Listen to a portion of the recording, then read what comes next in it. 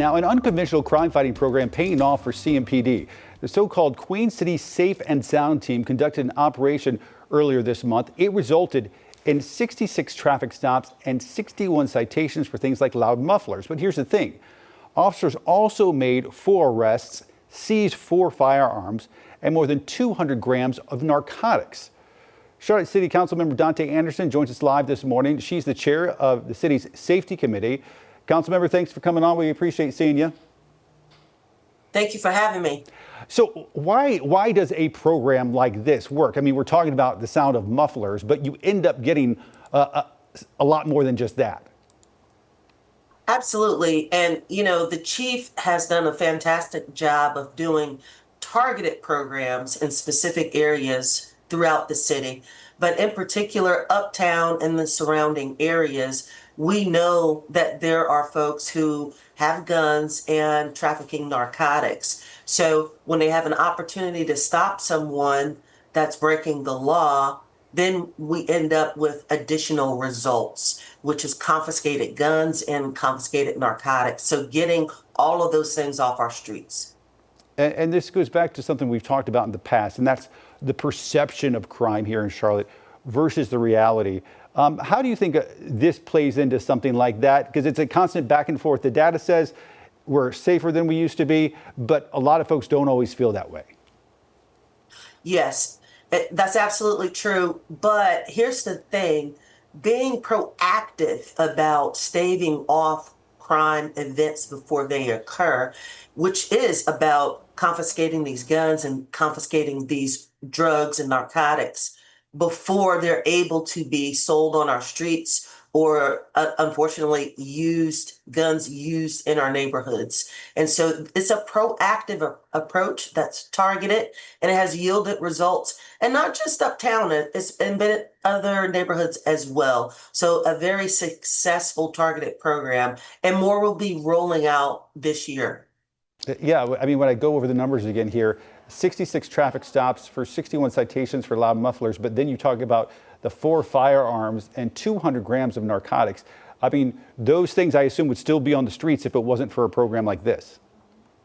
That's exactly right. And so we have a couple of programs that are coming out of council that will hit the streets very soon. The red light camera program, as well as the noise camera program that council will be voting on in the next month or so, which will allow us to be even more targeted with this citywide. So that's what we're trying to do. We're trying to ensure, number one, that quality of life for residents is key. But then as we address those quality of life issues, if we find other things that should not be on our streets, then we can confiscate it and then reduce events of crime. So that's what we're focused on this year. And as you know, we're growing by leaps and bounds in not only in our city, but in our region. And that's why these programs are important, because we can't allow crime to increase as our population increases.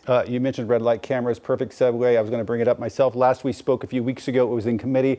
Now it's going before full council. For folks not up to speed, basically 10 intersections would have these red light cameras. It's something that we had back 20 years ago because of legal reasons and financial reasons. We got rid of them. We found a way to bring them back financially, feasibly. Are you expecting council will pass this? Well, I'm hopeful that council will, because these 10 intersections for the pilot that will be a year long are focused on our high injury networks. So we already know that these 10 intersections have crashes, fatalities, and pedestrian injuries. And so I'm hopeful that the council will say, let's move forward with this and see what this year-long pilot program will produce. And if it's successful, then we know that we have a little under 40 other intersections that we can target. So this is a small practice that can build into a larger city effort. I'd be remiss if I didn't ask you about the big news that's happened over the last 48 hours. The Regional Transportation Planning Organization scrapping the I-77 toll lanes. It was a surprise vote, I think, much like it was for City Council last week. I've talked to you about this in the past. What is your reaction to how this went down and how we move forward? Yes. Well, I would say that it was definitely very kinetic, and it was clear that certain members of Carpo wasn't they weren't very clear about the implications or what was actually going on. So it was very fast. However, it passed, and so we are here in this unprecedented time. And so I think we all just need to take a pause, allow people to understand the ramifications, allow folks to understand what's potentially coming out of Raleigh, as well as the governor's position on this. But I think we have an opportunity if we just take a pause to allow all voices in the community to have a seat at the table on this topic so we can move forward as not only a city, but a region, because CRTPO is a regional transportation planning organization. And so we have to just be very honest about what's going on in our region, but ensuring that we are trying to reduce harm to communities that have been here for decades. Danté Anderson, Charlotte City Council member. Council member, thanks for coming on. Always good to talk to you. Thank you.